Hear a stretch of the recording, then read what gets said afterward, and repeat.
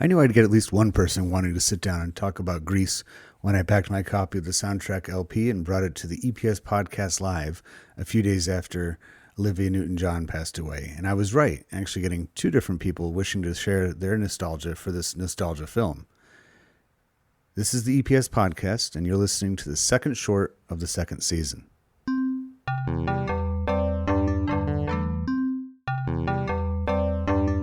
The movie Grease has stayed consistently popular since its release in 1978, but has received more attention recently after the passing of Olivia Newton John, who starred in the musical opposite John Travolta.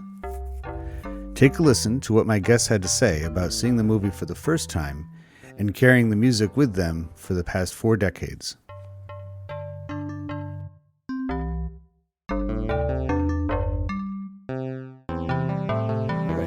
Here at Strawberry Bank Museum in Portsmouth, New Hampshire, and doing my on-the-spot live EPS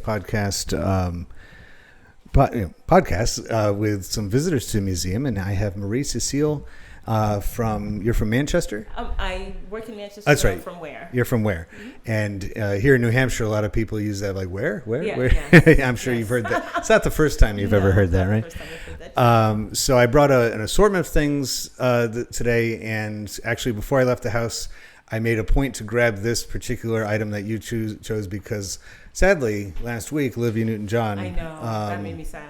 Passed away. And so you selected the soundtrack album to the movie Grease. Yes. And that is a staple. I think ever since that movie came out, it's like a staple in every collection. Everybody has to have it. Yeah. So the question that we chose to talk about today is who is the intended audience or user? And it's not as simple as it may seem, who the intended audience or user of. What's your first impression as to who it was meant for? My first impression was that I know when I saw it, I was probably not the intended user, but I don't know if we had ratings back then. I don't know if they had like strict ratings. Right. And I know that my parents were very super strict Catholics. So had they known what this movie was about, they wouldn't have let like their child come to see this movie. And I saw this movie with my older sister first, then with friends. I think I saw when it came out, I think I saw it about like 5 times. Oh boy. And I'm saying this right now because I love this movie so much. We sung the songs, and we did little shows about it. And then when my daughter was, I think, 6, I said, "Oh my God, this is a wonderful movie. Yeah. Let's watch it together." And I started watching it. I was You're like, oh. Yes, I'm like, oh, yeah, you can't watch this right now. Because almost from the very beginning of the movie, it has innuendo and I don't know, like that. Yeah, not even innuendo. It's like blatancy. Yeah. Blatant, like sexual overtones. Right. And like the Grease Lightning song. Oh man, I remember. I guess I never heard the lyrics until I watched it with my child, and I'm like, oh, we cannot. You're gonna have a lot of questions after this. And it's funny because this is like the Grease the movie is like the second or third iteration of the story. So there was a musical play on Broadway called Grease for a little while, early 70s, and then they made it for the movie. And then when Grease returned back in the 90s, it was based on the movie. So the same kind of thing happened with Hairspray too, where it started out as a movie, made it into a musical, and then they made the musical into a movie. It's like this weird back and forth. And it fits perfectly into the 1970s because for that time period, people were so nostalgic for the 50s. And that's what it was. Like, the whole, like, there's still, I know every single song from this movie. But it was like the real 50s that were being represented because I think it was like the cuteness and that Summer Lovin' song, and I don't know. It was just so much. It was fun. It was fun. And then that whole amusement park ending, and she's walking through with the black leather because she's changed. Yeah. But then that whole Rizzo part with that she thinks that she's pregnant. And all, it was like a big gamut of things that like you wouldn't expect like 10, 11, 12-year-olds to go see. But I'm telling you, my friends and I saw it several times when it came out. I feel like movies like that, nostalgia pieces. And your parents were like, as long as you're back before the lights, that was like you could go anywhere. It was a lot more. I felt that children had a lot more access of freedom to go wherever they want, and they could be trusted. And it was maybe like a safer period of time, Late 70s, it was before Stranger Danger really, hit. And I'm sure there were kidnappings and things that happened that were bad, but your parents weren't really over concerned as long as you were like outside and playing and doing a lot of active things outside. As long as you came back home by dinner time. And in some ways, they were probably in favor of this kind of movie being seen because it was more representative of what they grew up with. Yeah. So the parents of the 70s were the teenagers of the 50s. Yeah. And I don't know. I don't think my mother would have. Yeah. Well, when you watch movies and television shows that were made in the 50s that take place then. And I love that. They make it really clean and make it seem very watch and those TV shows are almost made fun of for how perfect everything was and like I'm a big old movies buff, so I like the old Andy Hardy ones.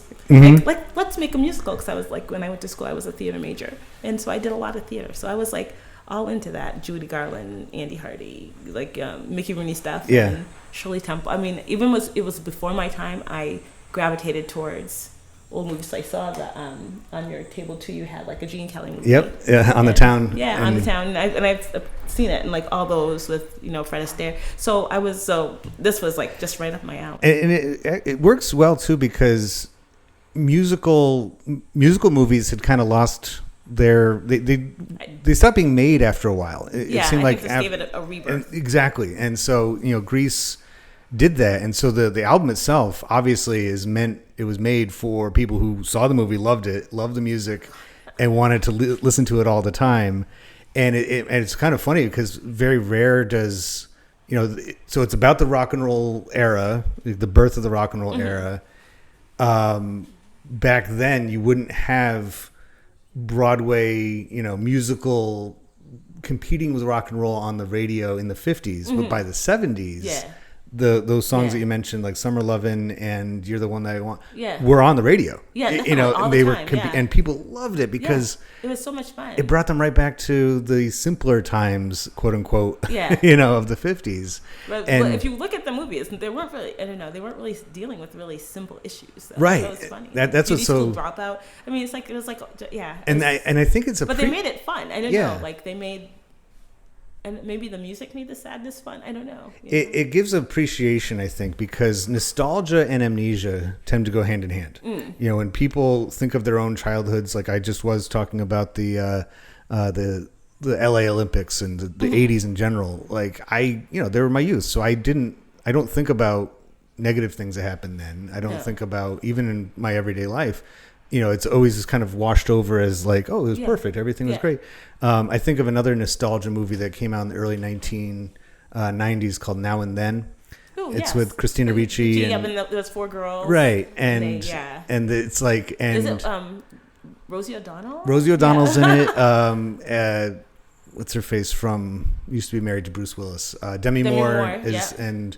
Tom Hanks's wife is in it, Rita Wilson and Melanie Griffith are all in it, and they play the adult versions of the children. And then they go back to 1970 in the when they're looking back on it, and so it's like it's around the same time as the Wonder Years too. Yes, was a big hit. There was a lot of that kind of nostalgia, like Happy Days. Yeah, and Happy Days was a huge hit in the 70s, and American Graffiti was a huge hit.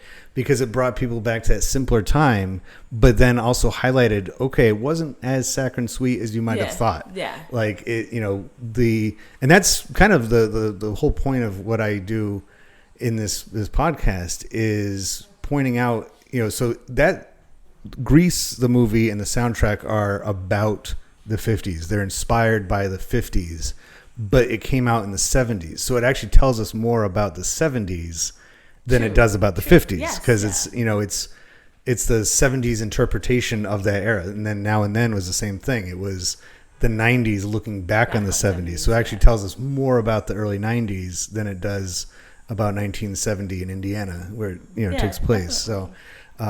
It's. But I remember absolutely. I mean, still loving it. Yeah. I think about there's a great sitcom. It didn't last very long, around the turn of the century, called Grounded for Life. I don't know if you I think yes. Remember that one? Yeah, the man and he has like 3 kids. Yeah, yes. and the daughter, she has a fit one day, and they go to Catholic school. Yep, exactly. Irish, So, and she's mad at her parents for something, and she throws all of her CDs down the staircase. And they go over and they're like, "Is the Grease soundtrack ruined?" And they're like, "Yep, it's broken in half." And they go, "Yes!" Like, now we don't have to hear it all the time, But because it's not just that era, that embraced that music. It's on and on. And like we said at the beginning of this, when Olivia Newton John passed away, of course, I know, but she was there. This was the movie that everybody remembered her for. Yeah, definitely. Because I don't think I remember from anything before that. And then after that, I think she made Xanadu. Xanadu. I've never.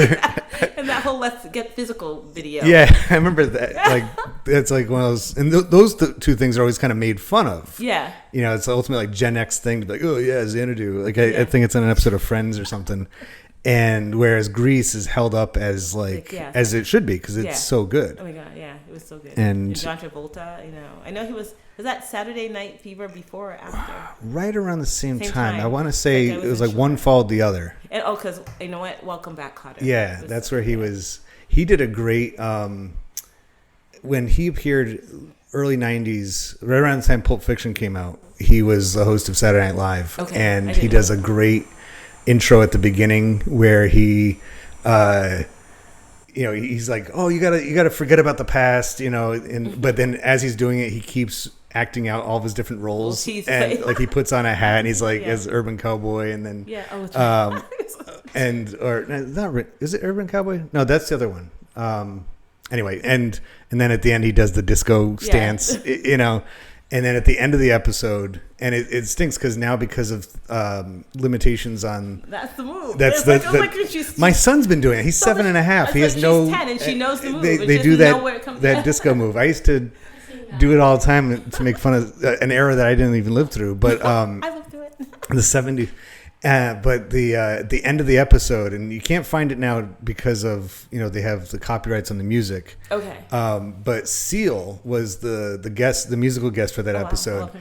And at the end of the episode, the whole cast is there as they're waving to the audience at the end of SNL, and then they go "Wah ba baloo bop, wah bam," and they recreate the ending of Grease. Oh yeah. And they put a blonde wig on Seal, and they're waving as they drive away into the rafters, just like Danny and Sandy. Yeah. So it was like, if that doesn't say the impact that Grease made, and I can't help but think that this. It's like, oh my gosh. Putting it on vinyl like that helped. When she maybe let me go see, she would. I don't know. It's almost like the tides of the ocean, though, when it comes to. Kind of cultural acceptance of things, or society kind of slowly easing up its feelings of like what should be tolerated and what's not. It's like a little bit at a time. It comes in and then it recedes a little bit, and then it, next time it comes in, it's a little bit further in. But it goes also to show that when you're young, you don't tune in on all those other things that. Because I would have never. Right. There's no reason that you wouldn't have the context for it to. And as an adult, I was like. Ugh. We, raising children nowadays, it is so much harder to, because back then that was pretty much, you had 2 choices to watch a movie, either in the theater or when it came on TV at some point. And even then, but now with streaming, and even before that with so VHS and DVD and all that, it's like, how do I know, and so that's where the rating system really came into play. That's why I said I don't think this was even. Yeah. And if it wasn't. I can't imagine it would. I imagine, like, I can remember, like, we were like 10, 11, 12 going to, like, or, that age group going to see this movie by ourselves without, like, even if the movie was rated, the record definitely wasn't. So, no. you I don't could think the movie was because, they did not, I mean, So you go to the record store and buy this. Or PG-13, I think. Yeah. Because there was no parent with us. We just. Right. Took a bus and went to the movies. And they were like, okay. Like, all right, Come on in. Be home by dinner. I'll be home too late. So that's so fun. It's amazing what one record can, and one question can bring us. Just like a lot of memories. That's what I'm here for. Thank you so much for sitting down and doing this. Thank you and very much. This is a fun opportunity. Yeah. Look at this. Another thing that we could do. We've been on a podcast. That's fun. You didn't expect that when you woke up this morning, right? We did not. Thanks again. Oh, thank you very much.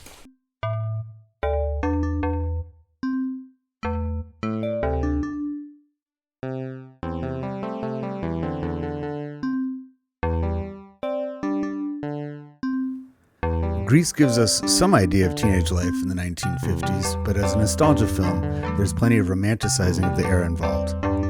Instead, it is a better resource to learn about society and culture of the late 1970s, because that is when it was made. For instance, many of us born after the 1970s have the perception that traditional American family values were challenged and had eroded completely by the time Grease came out. But hearing from my guests that they were surprised, felt a level of guilt being allowed to go see a movie with language and sexuality that Grease offers, tells me that those perceptions are not necessarily true. The soundtrack album allowed these young people to possess the content of the movie for themselves, the same way their parents hid away the more risque rock and roll music of their era, of their youth, that Grease's music is based on.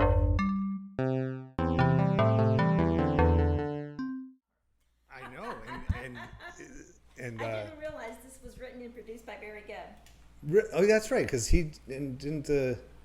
So I'm recording now, but so I'm here with. Oh, it's fine. Teresa and Brent, and they came in and to Strawberry Bank Museum. You said you came here just on a whim, right? You just kind of see what's going on, and I'm so glad that you stopped in, and you had no idea that there was a podcast going on that you were going to get roped into, and so. Just like I guessed earlier today, and I predicted this when I brought it with me, I brought the Grease soundtrack on record. And I'm like, because of, unfortunately, a couple of weeks ago, Olivia Newton John passed, I figured this would be a good time to analyze some of her work. And so that caught your eye, the soundtrack. Do you have a copy of your own at home? I do. How long after watching the movie did it take you to buy the record? Couple months, I would say. I saw the movie probably, I don't know, 10, 15, 20 times. That's probably, because when it first came out, there wasn't VHS. Right. And even if there was, it would cost like $120 to buy it, and there wasn't rental stores. So you'd watch a movie as many times as you could in the theater, knowing that it wasn't going to be on TV for a long time. Right. And so this is almost like, because the way the record's laid out is in order of how it's performed in the movie. Mm-hmm. So it's almost like you could watch, quote unquote, the movie by listening to the record, right? To the record. Mm-hmm. So that in itself, I mean, we're almost done actually. We can get something out of that. But we can just quickly, so the question that we said we would talk about is, who made it and what was their role or status in society? So there's a couple of makers behind this, aren't there? Well, the name that you just saw when we started recording was Barry Gibb, right? Barry Gibbs. And also involved in most of those songs would be John Travolta, Olivia Newton John, and the company that made the movie itself was Paramount Pictures, and really none of those were nobodies by the time that movie came out. I mean, this really helped Travolta launch his career from being just a TV star from Welcome Back, Kotter to then, movie fame star. And stuff. Yeah. Did this come out before or after Saturday Night Fever? We were trying to figure that earlier. I probably should just use the internet, but I don't know. What was the year? It was 1978, it looks like. So I feel like it might have been the same year. I feel like real close. I'm thinking it was right after. Yeah. Okay, so Grease came after the other one. That's what I was thinking. Yep. Because, and so this was an interesting time period when it came to movies. The 70s, movies had kind of gone away by that point as like the main attraction, right? Because, the golden age of film, 1930s through the 50s. But right when TV started to really show that it could do more than just take the old radio shows and put them into, visuals, people were like, well, why am I going to go to the theater if I can get entertainment of the same caliber at home? And the 70s, by the time you roll into the 70s, the movie industry was really sluggish. It didn't have nearly the same appeal as TV did, or as the movie industry once did have. By the end of the decade, though, you said you went to the movies 15 times to see Grease. To see it. And the year before that, Star Wars. I mean, Star Wars had a big deal with bringing people back to the theater. It did. Because if they could only, you can only watch it in a big screen, for its real. Oh, absolutely. So tell me a little bit about what does all of this information tell you that a big company like Paramount would get big rising stars, that they would have a modern, because Barry Gibb was relevant in the late 70s. He wasn't like a carryover. And the scene I always like the most is the dance scene where they have Sha Na Na is playing, was it Johnny Casino and the Gamblers, right? And they do the hand jive. And they are another example of like that 50s nostalgia that's come back alive in the 70s. Yep. So what does that all tell you about the society, American society in the late 70s? They wanted that connection to the people's past that they kind of either they grew up in or their parents grew up in. And we were talking before that it's not a overly bleached version of the past either. Almost immediately as soon as the movie starts, you get a little bit of swearing. There's some innuendo. There's some outright, sexual stuff going on. Because if you relied only on media that was produced in the 50s, there was a lot more censorship. Yeah. And that was another thing that made the movie industry flourish in the 70s, is they're like, you can see things on the movie screen that TV would never allow. Yeah, that's right. Because there's a lot more control of the audience that comes into a theater versus like if a bunch of like, little kids started 2 tickets for Grease, please. They'd be like, "Where's your parents?" I don't know if they had a rating system quite yet. At least one that wasn't adhered to by all by that time, but it was still. I bet they did. Some way of vetting. Who can come to see this, and like, The Godfather. You couldn't show that on TV. Any of that kind of stuff. So yeah, do you think that people's? I mean, we're sitting in a history museum. This place was opened in the mid-1960s. The buildings that we're in, the one we're in right now, was built circa, I think, late 1700s, if not early 1800s. There is this desire to stay connected to the past, even if it's not one that you yourself experienced. So, when Olivia Newton John passed away a few days ago, there was an outpouring of people feeling bad about it. Even people who had never grew up watching her, they didn't go see Grease when it first came out. They listened to the album, they watched the movie on VHS or on TV or all the other versions. So it's like, I feel like that component to our culture has remained intact. That it's, we have to, we want to be connected to something even if we weren't there ourselves. So, do you think that this music from Grease will continue for generations to come? I hope. I hope it does. Yeah. I hope. What's your favorite song off that album / movie? Hold on. You're the one that. I think my favorite is Summer Nights. That's a good one. I like Summer Nights. Yeah. Do you have a favorite that you dig?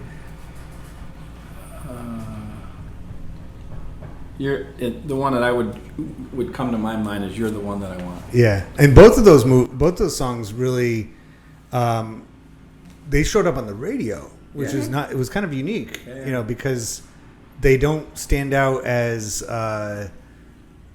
movie songs. Right. They could stand alone as a and I hear them all the time now.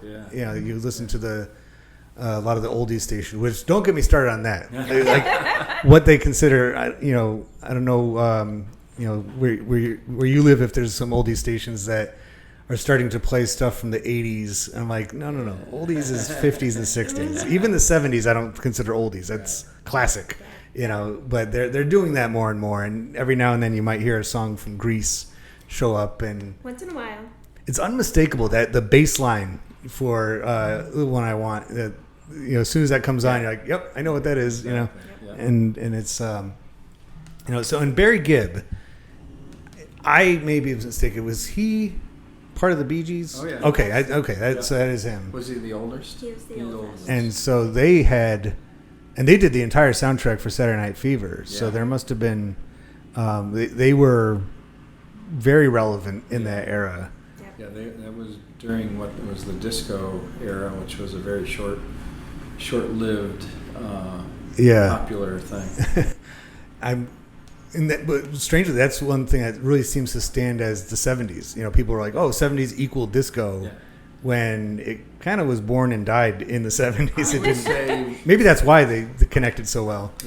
As somebody having graduated from high school in 1979, I can tell you that it kind of was born in maybe in 76, right around the time when some of these movies came out, and Saturday Night Fever. Yeah. And it was almost a bad word by 1980. You didn't want to be known to like it. It was like you were weird if you'd see those stickers like Disco Sucks, and they had Disco Demolition Night in Chicago. Yeah. Which was a whole other thing. I could do an analysis of that, but because it's funny because the opening song Grease, to the movie and I assume the soundtrack is by you have it right in front of you, but it's Frankie Valli, right? Mm-hmm. And it's definitely not a disco song necessarily, but it doesn't really sound like a 50s song. The open that Grease is the word has its own it's a modern song, which coming from him, you would think that he would be all on board with making a 50s, early 60s style song. Right. But, that opening song, so it almost sets it up right from the beginning that this is a nostalgia movie, right? And that opening cartoon sequence and the really, it's drawn in the style of the 50s, like those kind of, underground cartoons a little bit, but it's like showing a more realistic version of 50s teenagers. They were up to no good sometimes. They were acting like teenagers of any time period. And, and the music is like saying, basically, do you remember when we did this stuff? And so the soundtrack album is not just for them, the people, the nostalgic, but it's also for the people who are, growing up in that time period and saying, hey, I want to... in fact, the woman who did Grease earlier with us, so we have a connection now. They also chose Grease. We're doing a different question. But it is... it definitely has maintained itself, hasn't it, as a great document of two time periods, right? The 50s and the 70s. Together, and by analyzing and overanalyzing what we just did, I just ruined Grease for somebody else. So thank you for joining on this short podcast. Thank you. Hope you listen to the show, as everybody who's listening right now should. EPS. There it is. Thank you very much. Okay.